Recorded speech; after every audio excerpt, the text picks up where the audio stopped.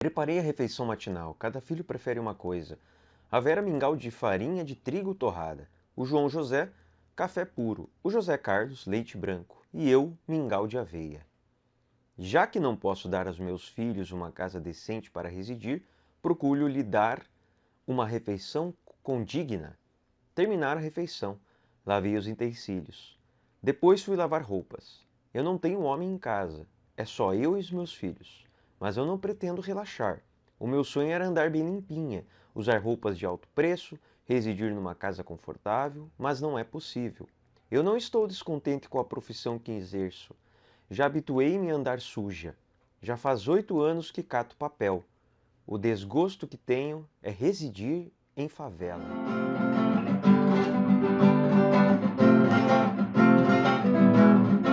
Beleza, galera? Eu sou o professor Carlos, este é o canal Prof. Carlos Muchacho. Sejam todos bem-vindos, sejam todos bem-vindos. Então hoje eu vou falar aqui de um livro da literatura brasileira. Ele é um clássico, tá? Talvez não seja muito conhecido para o pessoal que não é da área da literatura. É mais conhecido aí para quem estuda literatura, principalmente aí literatura que é considerada muitas vezes marginalizada, uma literatura que é fora daquele ambiente mais intelectual. E muitas vezes é uma obra bastante desprezada por muita gente da elite, principalmente classe média brasileira, elite brasileira de forma geral, despreza esse tipo de obra, despreza esse tipo de arte, mesmo que muitas vezes não fale, não admita, mas isso a gente sabe que é comum. A gente, entre muitas aspas, né? Eu estou falando nada mais, nada menos que O Quarto de Despejo, da autora Carolina Maria de Jesus. Uma mulher assim que eu não tenho lugar de fala, não sou mulher, não sou preta, não sou pobre, não sou favelada, vivo num outro mundo, né? Pertenço, venho de uma família de classe média, sou branco, sou homem, sou hétero, sou cis. Então isso, claro, eu não tenho lugar de fala, mas é algo que me sensibilizo muito por eu gostar de literatura, por eu gostar de ser humano, por eu me interessar pela história do outro e principalmente por admirar alguém nas condições dela, foge completamente o padrão, ela consegue ter uma ascensão na vida, algo que a gente pensa que seria impossível, né? Quando eu falo a gente também entre aspas, né? Porque muita gente julga, diz que o favelado, diz que o pobre é pobre porque quer ser pobre. Mas na verdade a gente sabe, né? Novamente entre aspas, que as condições são muito difíceis, né? Se fosse por mérito, a gente sabe que aquela mãe preta, pobre, aquela mãe de muitos filhos, pelo esforço que ela faz muitas vezes, de forma geral, né? Não muitas vezes, mas todas as vezes, onde ela precisa pegar muitos ônibus quando vai para um trabalho, ou ela tem que se esforçar excessivamente, tem que trabalhar em 2, 3 lugares, 2, 3 períodos, chegar em casa, cuidar de filho, limpar a casa. Essa mãe, como que ela vai estudar, como é que ela vai ser alguém na vida? Vocês vão perceber que isso aqui, a história dessa mulher, Maria Carolina de Jesus, você fica pensando da onde que ela tira tanta força para chegar onde ela chegou. É algo que eu e você, a gente não tem. Então olha aqui, ó. Vou ler um pouquinho para vocês. Autora, escritora, compositora e poetisa brasileira. Mãe de 3 filhos. Nasceu em Minas Gerais em 1914. Depois foi para São Paulo para tentar a vida, né? Trabalhou primeiro como doméstica e percebia, né? Ela é uma mãe de 3 filhos, de 3 homens diferentes, que nenhum deles dava qualquer tipo de ajuda. Ela também nem queria ter contato com eles, né? Devido à violência, devido a várias questões que eu não vou entrar nessa parte. Ela foi para São Paulo e começou a trabalhar de diarista. Só que ela ficava longe dos filhos, não tinha como. Ela tinha que levar os filhos junto com ela. Começou a catar papel. Quando eu falo eu morava na favela, em São Paulo, é uma das primeiras favelas de São Paulo. Não é essa favela que a gente vê que ainda há muitas casas de tijolinho e tal. Não, era uma favela de total de madeira, aqueles barracos bem pequenininhos, né? Que a gente não faz a mínima ideia como é viver numa situação como essa. Barracos bem pequenininhos mesmo. E esses barracos é onde tinha goteira, muita sujeira, um ao lado do outro, você ouvia exatamente tudo. Imagine, você consegue ouvir. Ela tem relatos aqui, algumas partes que são muito engraçadas até mesmo, que ela ouvia a briga dos vizinhos, discussões, até mesmo eles fazendo love, fazendo amor.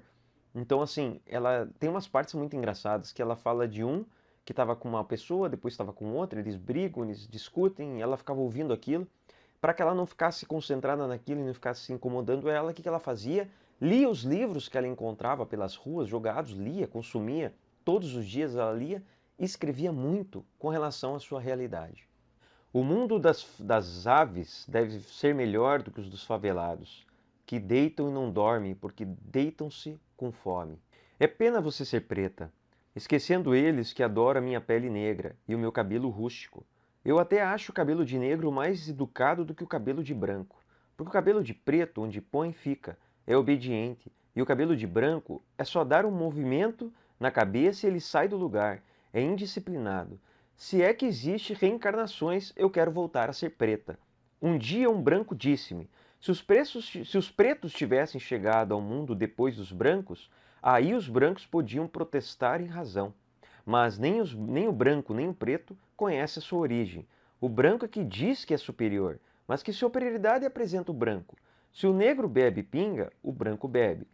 A enfermidade que atinge o preto, atinge o branco. Se o branco sente fome, o negro também sente. A natureza não seleciona ninguém. Uma outra frase interessante que ela fala sobre essa questão do branco e do preto, né? Nas prisões os negros eram os bodes expiatórios, mas os brancos agora são mais cultos e não nos trata com desprezo. Dessa frase, ó. Que Deus ilumine os brancos para que os pretos sejam felizes. A gente percebe a noção dela como é uma mulher politizada. Isso devido à leitura, a sensibilidade dela de conseguir reconhecer a situação que ela vive, as crianças que ela vive, que vivem com ela.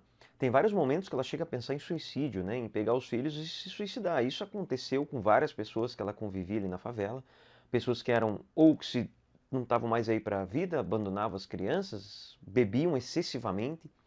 A obra fala da quantidade de pessoas que ela conhecia, que o pouco dinheiro que tinha, que conseguia, era para gastar com bebida, né? Devido a desilusões, devido a sofrimento, devido a uma depressão até mesmo, né? Dependendo da personagem que ela retrata. E aí é interessante saber que são personagens reais, tá? Então até quando depois, né, que eu vou falar mais pro final do vídeo, quando ela ficou famosa devido à sua obra, né, que ela foi encontrada, algumas dessas pessoas não gostaram porque ela retratava, falava do nome da pessoa, o que acontecia, como que essa pessoa era, pontos positivos, pontos negativos, então muita gente não gostava disso, né, claro. E pensando nessa questão dela ser politizada, vou ler mais um trechinho aqui da obra. Acho muito melhor eu ficar lendo algumas partes do que eu só ficar falando sobre elas, porque dá uma noção mais real, mais realista do que é a visão dela, do que é a vida dela, do que a gente pode imaginar, pelo menos a partir do que ela escreve, porque realmente se colocar no lugar dela é impossível. Os vizinhos das casas de tijolos diz: os políticos protegem os favelados. Quem nos protege é o povo e os vicentinos. Os políticos só aparecem aqui nas épocas eleitorais. O senhor Cândido Sampaio, quando era vereador em 1953, passava os domingos aqui na favela. Ele era tão agradável, tomava nosso café, bebia nas nossas xícaras, ele nos dirigia suas frases de veludo. Brincava com nossas crianças, deixou boas impressões por aqui e, quando candidatou-se a deputado, venceu, mas na Câmara dos Deputados não criou um projeto para beneficiar os favelados. Não nos visitou nunca mais. Então, tem várias passagens do livro que ela cita sobre isso. Ela fala de Juscelino Kubitschek, ela fala do Getúlio Vargas, ela fala do Carlos Lacerda, ela fala do prefeito da cidade, do governador, do presidente, ela fala de algumas coisas das posturas deles, das falas dele. Então você pensa, né? A gente tem aquele estereótipo de falar sobre favelado. Agora pense uma mulher preta, pobre, cria crianças, cata papel e tem todo esse conhecimento. Como é que ela consegue tudo isso? A partir dos livros. Então ela lê muito. Tanto é que, falar um pouquinho sobre a linguagem, ao mesmo tempo que ela tem um conhecimento monstruoso, né, ela escreve um livro, mesmo estando fora da escola, não tendo oportunidade de estudar, mesmo que ela quisesse. Tem uma grande diferença em você querer e você poder. Ela não pôde. Se ela fosse estudar, ela teria que abandonar os filhos. Então ela optou por trabalhar para poder sustentar os filhos e dar uma vida melhor aos seus filhos. Tem uma outra parte que fala aqui bem interessante, quando ela elogia, ela fala da mãe dela, que a mãe dela sempre falava que estudar era a coisa mais importante. Você vê como isso influencia. Só por a mãe dela dizer isso para ela, e claro, tem outras passagens que tratam disso, demonstrar uma vida digna, demonstrar uma vida honesta, por mais difícil que fosse, né? Isso para ela foi fundamental, que ela cresceu com a importância da obra, cresceu com a importância da literatura, e por isso que ela lia e ela escrevia. Agora, a linguagem, as pessoas que traduziram, né, os editores que produziram, traduziram, né, todos aqueles que foram importantes aqui nessa questão, Alguns procuraram manter essa linguagem, a maneira dela falar, a maneira dela escrever. Então, se a gente pensar no português padrão, naquela gramática normativa, né? Vamos fazer um parênteses aqui, que é uma ponta do iceberg. Ninguém usa 100% a gramática normativa.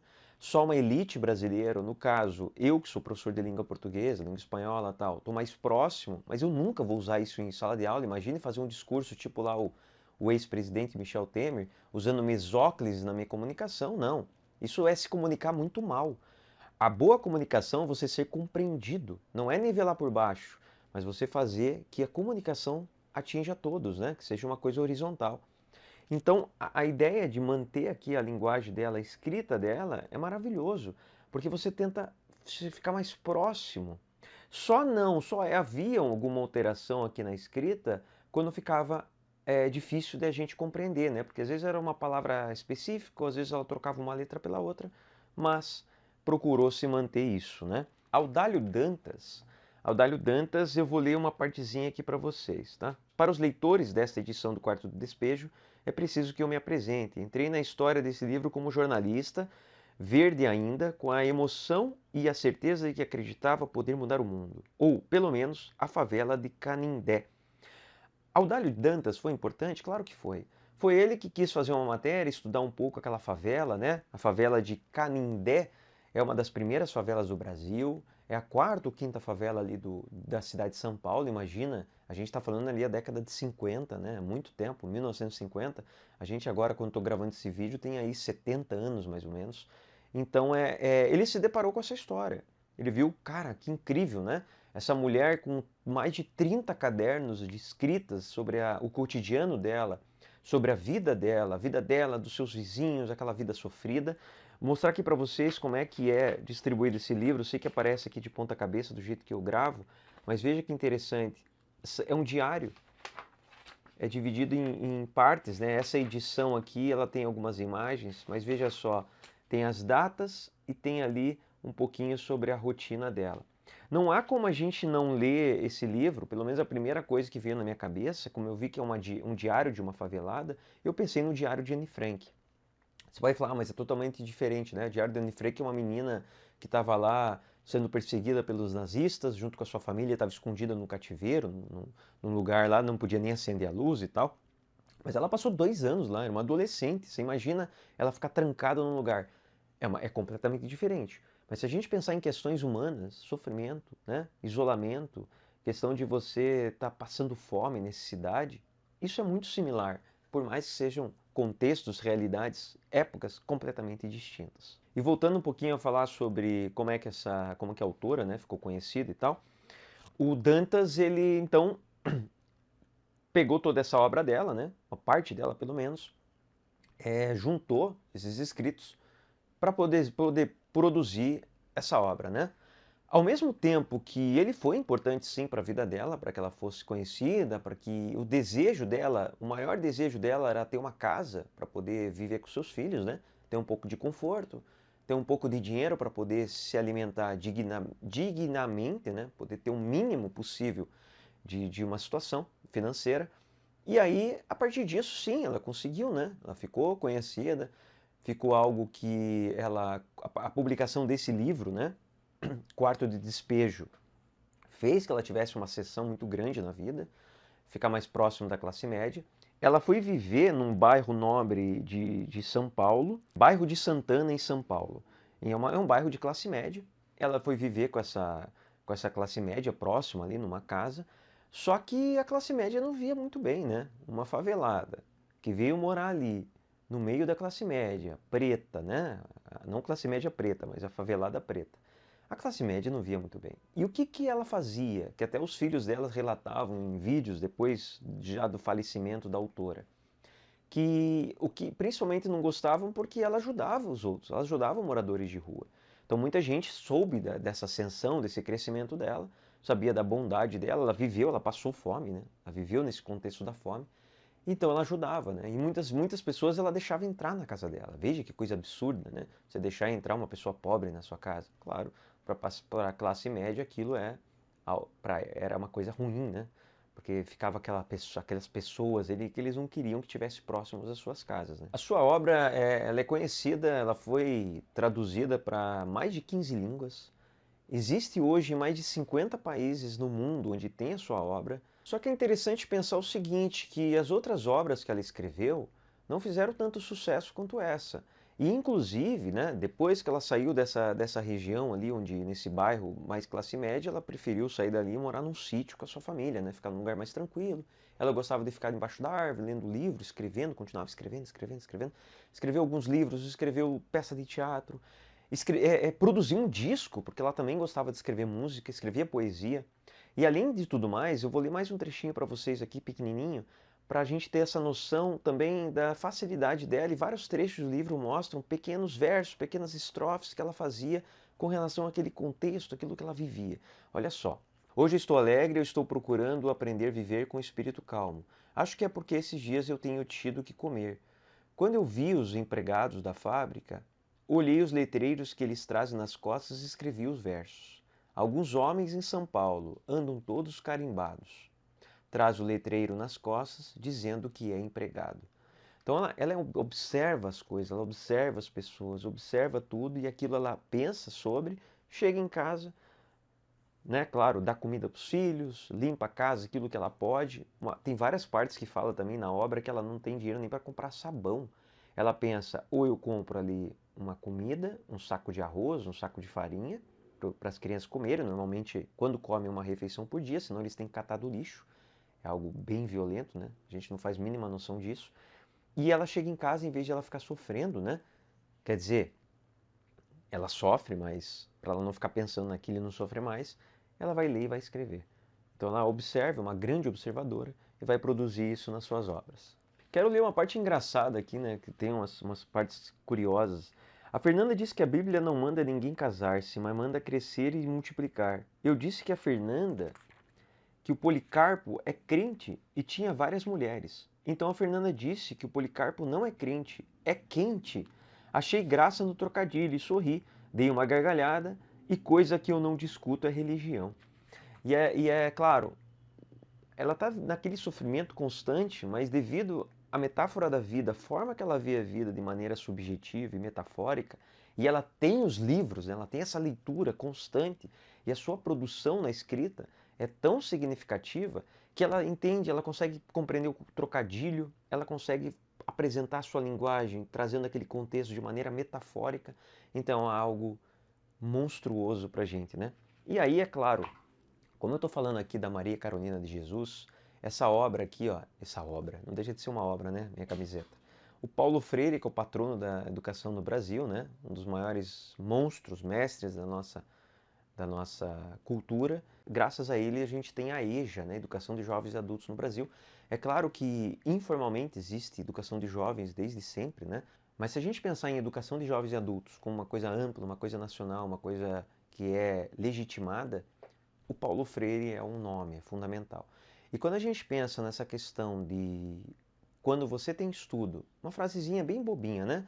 Mamãe tinha razão, educar é a solução. A gente pensa que a vida dessa mulher, ela só conseguiu sair da favela devido à educação, devido ao conhecimento que ela tinha. Como é importante os livros, né? Como é importante a obra, como é importante a literatura, como é importante a arte, faz a gente ser mais humano. Porque quando a gente conhece a nossa história, quando a gente conhece, a gente começa a dar valor a ela. E não é só a arte. Tem gente que não tem estudo, mas é uma pessoa generosa. Por quê? Porque ela sofreu, ela passou fome. Tem até uma parte da obra que a Maria Carolina de Jesus fala. Para ser político no Brasil, eu teria que ter passado fome. É claro que a gente sabe que não há necessidade. Tem pessoas que são dignas, tem pessoas que amam o próximo, mesmo não tendo passado fome. Mas dá para entender o que ela quer dizer. Ela quer dizer, aquele para se preocupar realmente com o outro tem que ter sofrido na vida, ter sofrido de alguma forma. E a gente não precisava sofrer para poder entender isso, né? Eu quero deixar. Existem milhares de obras que eu poderia indicar, mas eu quero falar obras que eu tenho em casa, né? Para indicar para vocês lerem. Primeiro aqui, ó. O Povo Brasileiro, do Darcy Ribeiro.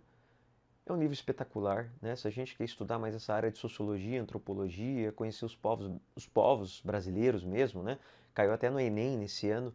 a relação dessa questão dos povos brasileiros, não só os índios, mas também os índios, outros povos que a gente tem, são mais de 20, se a gente for caracterizar e classificar em povos distintos, do Gilberto Freire, Casa Grande Senzala e Brasil Nunca Mais, pensando mais em ditadura militar.